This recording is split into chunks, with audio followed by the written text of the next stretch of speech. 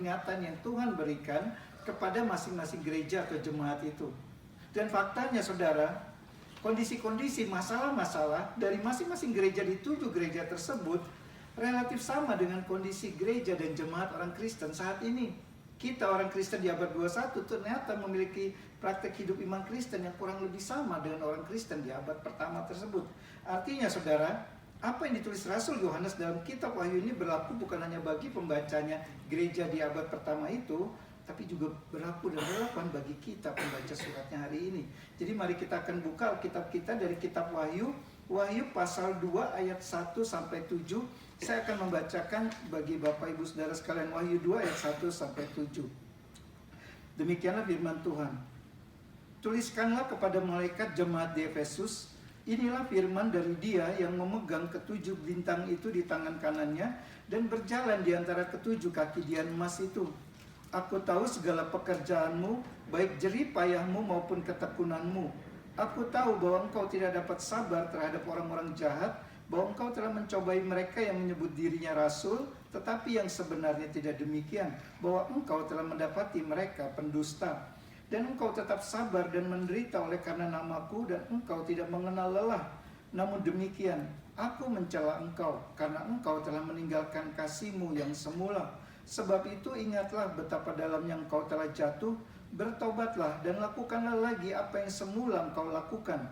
Jika tidak demikian, aku akan datang kepadamu dan aku akan mengambil kaki dianmu dari tempatnya jikalau engkau tidak bertobat.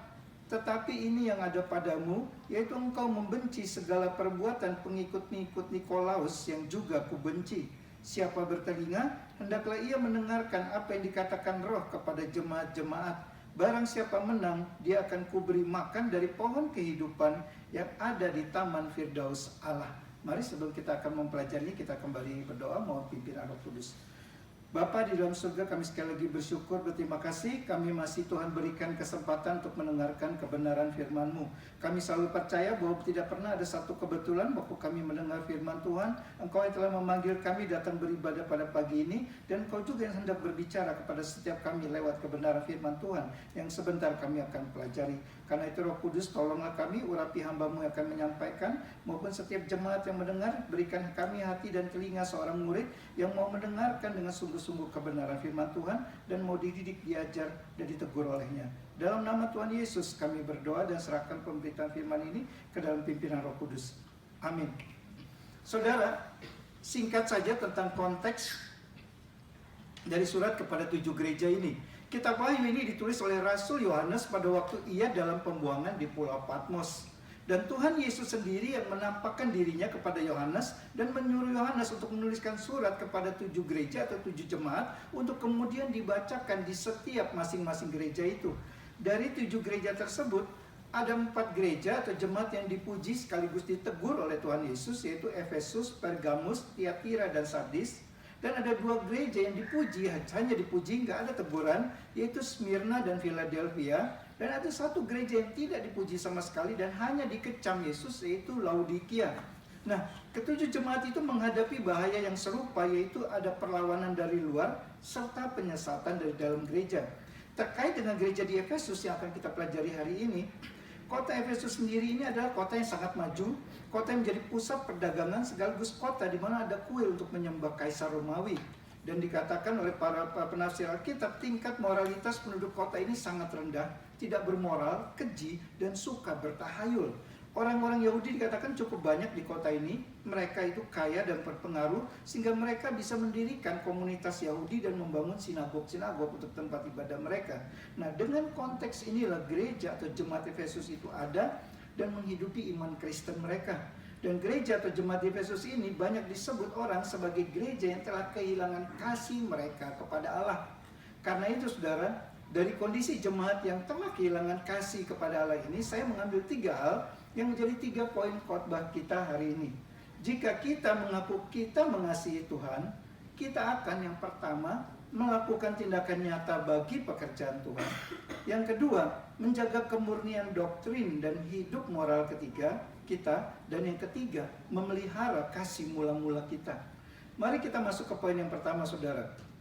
Jika kita mengaku kita mengasihi Tuhan, kita akan melakukan tindakan nyata bagi pekerjaan Tuhan. Nah saudara, jika saya bertanya kepada saudara, apakah Bapak, Ibu, Saudara sungguh-sungguh mencintai Tuhan? Apa jawab saudara? Mau jawab tidak terlalu cinta Tuhan?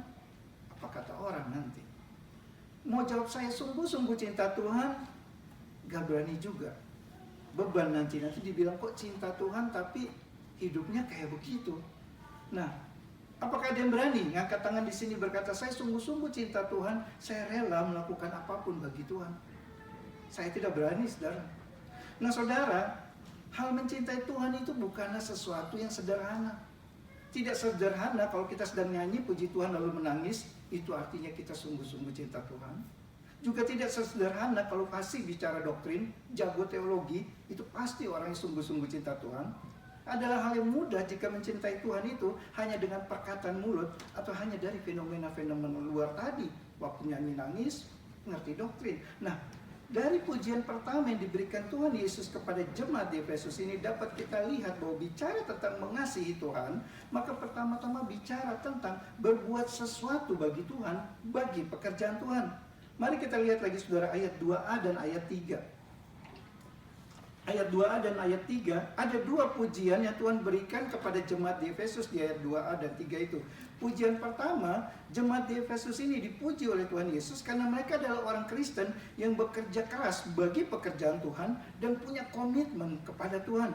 Dikatakan di ayat 2a, aku tahu segala pekerjaanmu, baik jerih payahmu maupun ketekunanmu. Artinya jelas saudara, gereja, orang-orang Kristen di Efesus ini adalah para aktivis gereja. Orang-orang yang serius dengan hidup iman Kristen mereka. Mereka bukan tipe orang Kristen yang kalau datang ke gereja untuk cari hiburan atau pasif hanya diam tidak melakukan apapun bagi Tuhan. Dikatakan tadi, aku tahu jerih payahmu.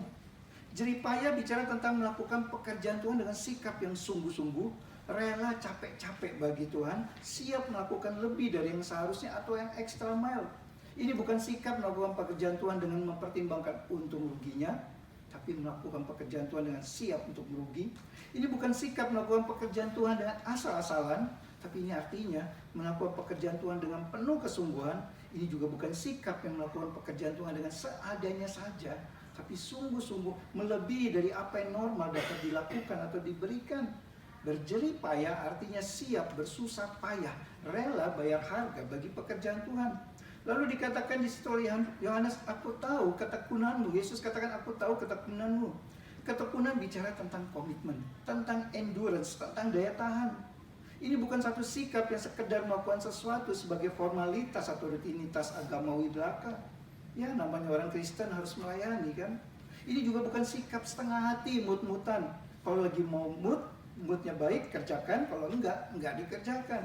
Dan ini juga bukan sikap yang musiman. Tergantung musim kehidupan seperti apa. Kalau musim kehidupan baik, oke melayani. Kalau sedang tidak baik, maka saya stop dulu dari melayani.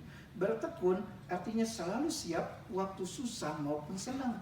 Dan jemaat di Efesus ini dikatakan Tuhan Yesus adalah orang Kristen yang memiliki iman yang disertai dengan perbuatan nyata. Dan Yesus memuji mereka karena apa yang mereka lakukan itu. Nah saudara, itu pujian yang pertama. Pujian kedua yang diberikan Yesus terkait dengan kesiapan mereka untuk menderita karena Tuhan. Di ayat 3 dikatakan, dan engkau tetap sabar dan menderita oleh karena namaku. Dari kalimat ini jelas saudara, Tuhan bukan sedang bicara tentang penderitaan yang bersifat umum, semua orang alami dalam hidup yang sudah jatuh dalam dosa ini. Ini bukan penderitaan disebabkan kesalahan oleh dosa kita sendiri, tapi Tuhan Yesus sedang bicara tentang satu jenis penderitaan secara spesifik, yaitu penderitaan oleh karena nama Yesus. Orang-orang Kristen di Efesus itu siap menderita demi nama Yesus. Mereka siap menderita karena iman mereka kepada Yesus. Mereka siap menderita karena melakukan pekerjaan Tuhan dengan giat. Dan Yesus memuji mereka karena kerelaan mereka untuk menderita bagi pekerjaan Tuhan itu. Nah saudara, bicara tentang mengasihi Tuhan, itu jemaat Efesus. Sekarang pertanyaannya, bagaimana dengan kita? Apa wujud nyata dari kasih kita kepada Tuhan? Apa yang sudah kita lakukan bagi Tuhan sebagai ungkapan kasih kita kepadanya? Seberapa besar komitmen kita kepada Dia? Beranikah kita berkorban bagi pekerjaan Tuhan? Nah saudara, tentu saja akan ada masa-masa di mana kita menjadi kurang bersemangat dalam melayani Tuhan, kurang berkomitmen bagi Tuhan. Ada saat-saat di mana kita merasa tidak siap bayar harga bagi pekerjaan Tuhan. Bahkan mungkin ada momen-momen di mana kita merasa kecewa kepada Tuhan, sehingga rasanya tidak ada lagi sukacita dalam melayani Tuhan. Ini semua adalah hal yang wajar yang bisa dialami siapa saja. Namun saudara, jika sepanjang menjadi orang Kristen, kita terus sibuk dengan urusan kita sendirian, tidak ada habis-habisnya ini. Kita jadi orang Kristen yang pasif. Jika selama menjadi orang Kristen kita tidak pernah siap untuk berkomitmen bagi Tuhan, selama menjadi orang Kristen kita tidak pernah berani berkorban bagi Tuhan. Kata berkorban menurut saya kurang tepat, karena semua yang kita miliki itu sebenarnya adalah milik Tuhan, bukan milik kita. Sehingga tidak tepat kalau kita katakan kita berkorban, karena itu pun sebenarnya adalah milik Tuhan.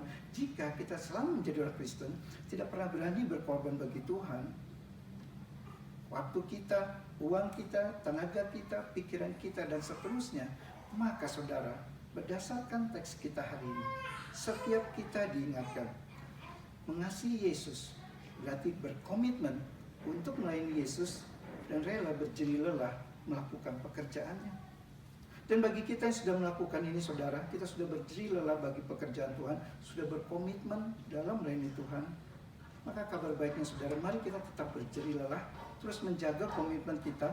Walaupun tidak mudah, banyak tantangan, bahkan pergumulan dan kekecewaan, karena kita ingat, semua yang kita lakukan bagi Tuhan itu tidak akan pernah berlalu sia-sia. Tuhan melihat, Tuhan senang dengan apa yang kita lakukan bagi Dia itu, seperti Tuhan melihat dan memuji apa yang dilakukan oleh jemaat Efesus bagi pekerjaan Tuhan. Nah saudara, kembali ke jemaat di Efesus. Mereka aktif melayani, mereka punya komitmen, mereka siap menderita. Namun saudara, bukan hanya punya perbuatan, mereka juga adalah orang Kristen yang sangat peduli dengan doktrin mereka. Dua elemen ini ada pada jemaat di Efesus. Mereka punya perbuatan dan mereka punya doktrin. Seperti apa mereka menjaga doktrin mereka? Kita masuk ke poin yang kedua. Jika kita mengaku kita mengasihi Tuhan, kita akan menjaga kemurnian doktrin dan hidup moral kita. Nah saudara, satu masalah klasik dalam hidup iman Kristen adalah begitu banyak orang Kristen membuat dikotomi atau pemisahan yang tegas. Sangat sering saya mendengar orang Kristen, pendeta maupun jemaat berkata, cukup Yesus saja, tidak perlu doktrin. Yang penting Alkitab lah, teologi dan doktrin itu hanya memecah belah. Yang penting semangat militan dalam melayani Tuhan, berbuat kasih bagi sesama, jangan masalahkan soal doktrin dan pengajaran. Apakah benar seperti itu saudara? Apakah bisa kita menjadi seorang Kristen mengenal Allah dengan benar tanpa pemahaman doktrin yang benar? Dan mengapa harus ada dikotomi seolah-olah kita hanya bisa pilih salah satu saja? Kenapa tidak dua-duanya? Karena realitanya jemaat di Efesus ini adalah orang Kristen yang bisa memiliki keduanya. Mereka orang Kristen yang aktif melayani Tuhan, bekerja dengan giat bagi pekerjaan Tuhan. Sekaligus mereka juga adalah orang Kristen yang memegang dan menjaga doktrin yang benar. Dan bahkan bukan hanya menjaga kemurnian doktrin mereka saudara, kita lihat mereka juga menjaga praktek hidup moral mereka sehari-hari. Mari kita lihat lagi ayat 2b dan ayat 6. Dikatakan di ayat 2b demikian, engkau tidak dapat sabar terhadap orang jahat, bahwa engkau telah mencobai mereka yang menyebut dirinya rasul, tetapi yang sebenarnya tidak demikian, bahwa engkau telah mendapati mereka pendusta. Artinya saudara, dari kalimat ini ada jelas, orang Kristen di Efesus adalah orang Kristen yang memahami dan memegang doktrin yang benar, yang ortodoks itu yang diajarkan oleh para rasul. Mereka juga bisa dan peduli untuk membedakan mana doktrin yang benar, mana doktrin yang sesat. Dan bukan hanya memegang doktrin yang benar dan tahu membedakannya saudara, mereka juga tidak berkompromi sedikit pun terhadap setiap orang yang mengajarkan doktrin yang sesat, dan tidak segan-segan menolak para pengajar sesat dan ajaran tersebut. Dikatakan bahkan walaupun para pengajar itu mengaku mereka adalah para rasul, jemaat Efesus tidak berikan ruang bagi para pengajar sesat itu untuk mengajar di gereja mereka. Tidak ada toleransi, tidak ada kompromi. Kemurnian doktrin dan pengajaran itu adalah harga mati bagi jemaat di Efesus. Dan bukan hanya menjaga kemurnian doktrin saudara, mereka juga menjaga kemurnian hidup moral mereka dari pengaruh budaya kafir di sekeliling mereka. Kita baca di ayat 6, dikatakan tadi di ayat 6, tetapi ini yang ada padamu, yaitu engkau membenci segala perbuatan pengikut-pengikut Nikolaus yang juga kubenci. Jemaat di Efesus tahu bahwa kemerdekaan di dalam Injil bukan berarti bebas hidup tanpa moralitas atau berkompromi dengan penyembahan berhala seperti yang dilakukan para pengikut Nikolas itu. Mereka tidak ikut melakukan perbuatan yang tidak bermoral. Mereka menyatakan yang salah sebagai yang salah. Mereka menjaga gereja mereka, jaga komunitas mereka dari pengaruh gaya hidup para pengikut Nikolas yang tidak bermoral itu dan para penyembah berhala. Jemaat di Efesus, saudara, ada jemaat orang-orang Kristen yang zero tolerance dan no kompromi terhadap doktrin sesat, pengajar sesat, budaya-budaya dunia yang tidak bermoral yang melanggar kekudusan Allah. Mungkin kalau mereka hidup di zaman ini, orang-orang Kristen di Efesus ini pasti akan dicap oleh orang-orang Kristen lainnya. Ini gereja yang suka menghakimi, gereja yang merasa paling benar sendiri. Nah, saudara, bicara tentang sikap tegas terhadap doktrin yang sesat dan para pengajar sesat, bukankah hari ini sangat ironis? Jika orang Kristen di Efesus slogannya adalah zero tolerance, no kompromi terhadap doktrin yang sesat dan ajaran sesat, maka ironis, saudara, sebaliknya orang Kristen saat ini justru punya satu slogan favorit: jangan menghakimi. Semua harus saling toleransi, semua bisa dikompromikan. Kalau ada pendeta atau gereja yang menyatakan pengajaran ini sesat, maka pendeta itu langsung direspons oleh banyak Kristen. Pendeta tukang menghakimi, merasa yang paling benar saja dan seterusnya. Intinya tidak boleh ada satu orang pun yang mengatakan doktrin ini salah sebagai salah, dan tidak boleh ada satu orang pun yang mengatakan bahwa pengajaran ini sesat sebagai ajaran sesat. Ini baru bicara soal doktrin, saudara. Lalu bicara tentang moralitas dan budaya. Sekali lagi ironis, jika orang Kristen di Efesus menjaga kemurnian hidup moral mereka, tidak membiarkan budaya dunia mempengaruhi cara hidup mereka, bahkan sebaliknya membawa budaya Kristiani itu keluar dari gedung gereja untuk merubah budaya dunia, maka sebaliknya, saudara, kita lihat orang Kristen saat ini justru bawa budaya dunia itu masuk ke dalam gereja. Lihatlah fenomena gereja-gereja belakangan ini. Buat ibadah hari Minggu di kafe, di bar, di tempat hiburan malam dengan dalih agar bisa menjangkau orang-orang dunia bagi Yesus. Agar orang-orang yang anxious people itu, orang yang tidak suka dengan gereja itu mau datang ke gereja, atau dalih lainnya soal tempatnya seperti apa tidak masalah. Yang penting semua memuji Tuhan. Tuhan pasti hadir di sana. Dan alasan-alasan lain seterusnya yang sebenarnya semua adalah sebuah rasionalisasi belaka dari keinginan daging yang ingin menikmati dunia di dalam konteks gereja. Atau, saudara, kalau tidak buat di tempat hiburan malam, tetap membuat ibadah di tempat yang layak, masih sopan. Tapi gaya ibadahnya, lagu-lagunya, atmosfernya dibuat heboh dan sangat duniawi dengan dalih agar ibadah Minggu suasananya seru dan tidak membosankan. Agar orang-orang itu merasa nyaman ada di dalam gedung gereja tanpa merasa sedang ada di dalam gereja mengikuti ibadah. Dan alasan lain seterusnya yang sekali lagi, itu ada satu omong kosong rasionalisasi belaka yang tidak ada dasar alkitabiahnya sama sekali. Ini baru ngomong, saudara, soal ibadah gereja yang jauh berbeda dengan jemaat di Efesus. Belum lagi kalau kita ngomong soal moralitas dalam kehidupan gereja saat ini. Politik, rebutan uang dan kekuasaan di antara para pemimpin gereja, konflik besar soal aset gereja antara orang tua dengan anak, mertua dengan mantu, jemaat dengan pendeta, dan seterusnya.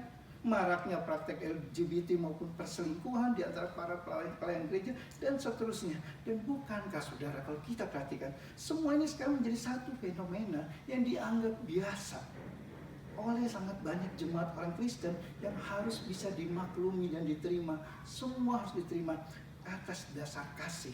Dan slogan favorit yang selalu didengungkan, jangan kamu menghakimi, kita semua orang-orang berdosa juga. Nah, saudara, jelas kita lihat di sini, begitu kebenaran Allah dikompromikan di dalam gereja, terjadilah penyesatan doktrin dan pengajaran. Dan begitu gereja mempraktekkan kasih tanpa kebenaran, maka terjadilah praktek imoralitas dan kekacauan di dalam gereja.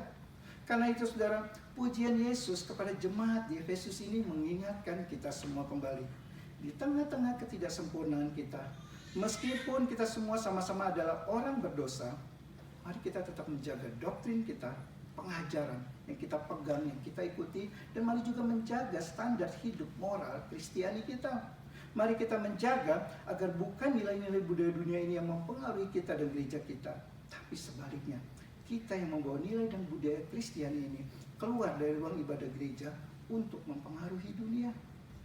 Nah saudara, dua hal itu, menjaga doktrin dan hidup moral, bukan sesuatu yang mudah dilakukan.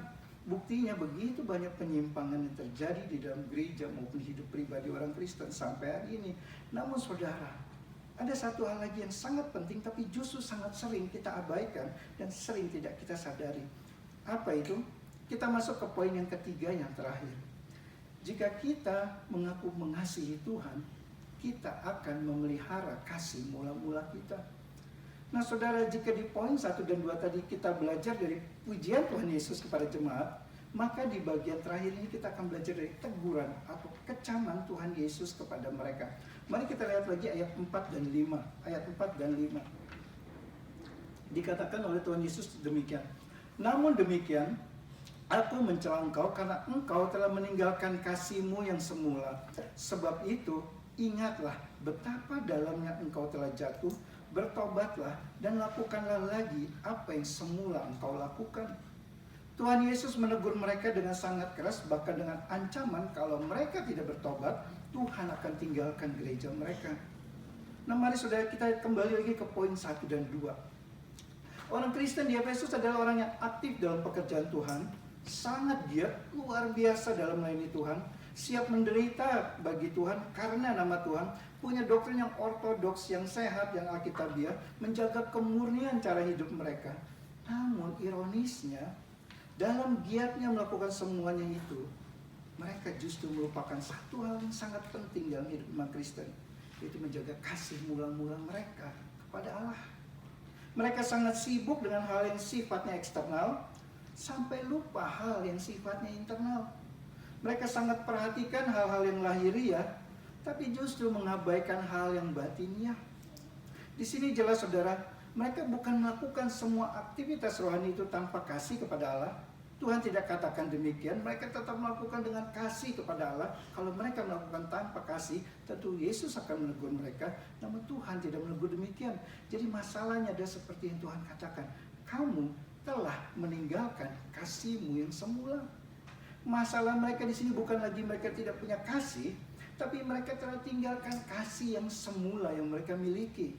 Artinya saudara, orang Kristen di Efesus itu mesti memiliki kasih kepada Allah, bukannya dulu mengasihi Allah dan sekarang tidak lagi, tapi kasih yang sangat spesial itu, kasih mula-mula itu, sekarang tidak lagi mereka miliki. Di sini saudara, kesibukan mereka bagi pekerjaan Tuhan membuat mereka jadi lebih mencintai aktivitas-aktivitas rohani itu daripada mencintai Tuhan. Kecintaan mereka kepada doktrin yang ortodoks itu, kalau sekarang yang doktrin yang reform ini, malah membuat mereka jadi lebih cinta doktrin daripada cinta Tuhan. Dan kecintaan mereka terhadap moralitas serta kemurnian hidup Kristiani yang agung itu, malah membuat mereka lebih mencintai moralitas daripada mencintai Tuhan. Mereka masih cinta Tuhan, tapi kasih kepada Tuhan itu sudah kalah besarnya dibandingkan kasih mereka kepada hal-hal rohani tersebut. Ini adalah satu mencintai hal yang rohani sedemikian besarnya, sampai-sampai menggerus cinta mereka kepada Yesus. Dan Yesus menegur mereka dengan sangat keras itu. Nah saudara, setiap kita yang sudah pernah mengalami lahir baru, pasti punya kasih yang mula-mula itu. Dan masih ingatkah saudara seperti apa rasanya waktu pertama kali kenal Tuhan? Saya masih ingat sampai saat itu, sampai hari ini. Rasanya tuh begitu cinta Tuhan. Tiap hari pikiran hati itu dipenuhi dengan Tuhan. Rasanya seperti orang yang sedang baru jatuh cinta. Kepikiran Tuhan terus. Tiap hari rasanya pengen ke gereja, menghadiri persekutuan doa sampai di lokasi yang jauh dari rumah pun tidak ada masalah. Hari ini persekutuan doa gereja A, besok persekutuan doa gereja B, besoknya C, dan seterusnya. Ada seminar di mana saja, diadakan di gereja apa saja, topiknya apa saja, tidak pernah absen. Selalu hadir, baca Alkitab setiap hari, tidak ada bolong-bolongnya, selalu baca. Diminta batu pelayanan jadi asyir saja, rasanya sudah senang luar biasa. Saya masih ingat masa itu, pertama kali baru bertobat, saya diminta untuk menjadi asyir di KKR Pendeta Stephen Toh. Itu rasanya wow, luar biasa. Hari Sabtu, saudara, kalau kita baru bertobat, hari Sabtu dari siang sudah semangat, siap-siap besok pagi, hari Minggu pagi saya mau ke gereja. Kalau ada pengumpulan dana bagi gereja, selalu ikut ambil bagian memberi. Hidup dekat dengan Tuhan rasanya begitu indah. Namun saudara, sepertinya itu dulu waktu awal-awal mengenal Tuhan. Bagaimana sekarang kondisi kita? Bicara persekutuan doa, aduh saya lagi sibuk. Bicara kelas teologi, pemahaman Alkitab, aduh lagi banyak pikiran. Bicara pelayanan, aduh lagi belum sempat nih. Bicara memberi bagi pekerjaan Tuhan, aduh lagi banyak kebutuhan nih. Bicara ibadah hari Minggu, ya oke lah, masa orang Kristen tidak ke gereja sih hari Minggu. Intinya saudara, hari ini kasih kita kepada Tuhan mulai banyak distraksi, mulai kurang komitmen, mulai banyak hitung untung ruginya, mulai tidak bersemangat, datar-datar saja. Kalaupun kita masih melakukan semua aktivitas rohani itu, kita lakukan tanpa greget lagi. Sudah tidak seantusias waktu dulu kita masih pertama cinta Tuhan. Saya masih ingat dulu waktu awal-awal mulai pelayanan di gereja tahun 2015, ada rekan pendeta yang jauh lebih senior dari saya, melihat saya tuh semangat banget pelayanannya. Saya masih ingat beliau katakan gini kepada saya, ya wajarlah Pak Risa masih semangat melayani. Nanti juga kalau udah seperti saya udah lama, sudah nggak semangat lagi. Saudara, apakah hidup iman Kristen memang seperti demikian? Dengan berjalan waktu kita tidak jadi lagi memiliki semangat seperti waktu awal kita cinta Tuhan.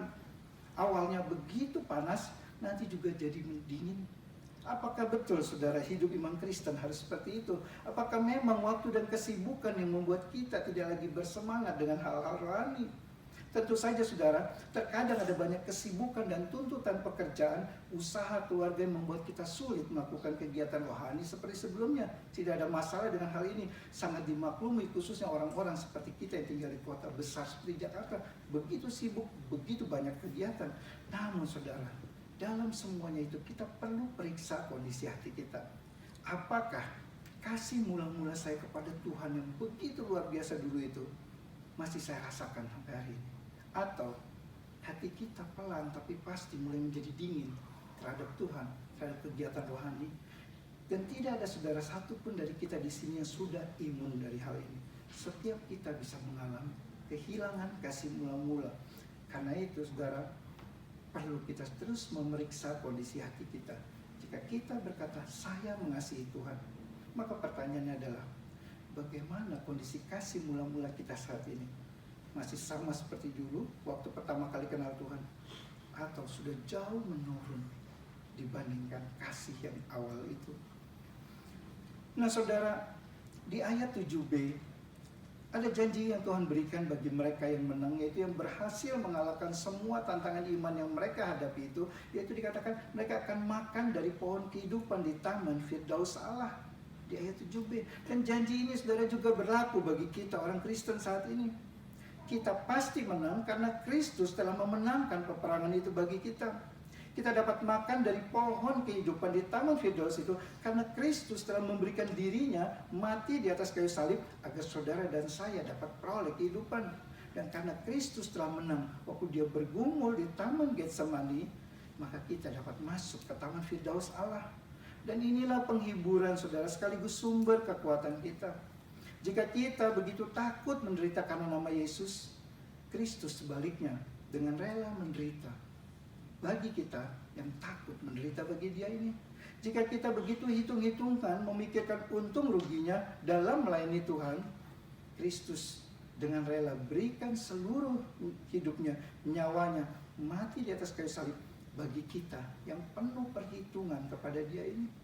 Dan jika kasih kita kepada Kristus makin menurun dengan berjalannya waktu, kasih mula-mula itu sudah mulai luntur, tergerus oleh dosa dan keduniawian kita, maka berbeda dengan kasih kita.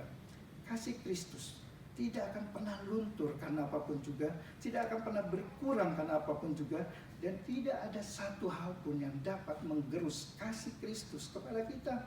Itu yang dikatakan Paulus dengan tegas, tidak ada satupun yang dapat memisahkan kita dari kasih Kristus kepada kita. Dan inilah saudara keagungan dari kasih Kristus bagi mereka yang percaya kepadanya. Dan kembali ke pertanyaan di awal khotbah tadi saudara, apakah kita benar-benar mencintai Tuhan? Jika kita berkata iya, maka pertanyaan berikutnya adalah, apa buktinya? Kiranya Roh Kudus menolong setiap kita, sehingga setiap hari kita bisa semakin mencintai Tuhan dan membuktikannya lewat perbuatan nyata yang kita lakukan bagi Dia. Amin. Mari kita berdoa. Kami sekali lagi datang kepadamu ya Bapa. Kami mengakui dalam perenungan dari jemaat di Efesus ini bahwa kami adalah orang Kristen yang tanpa kami sadari kami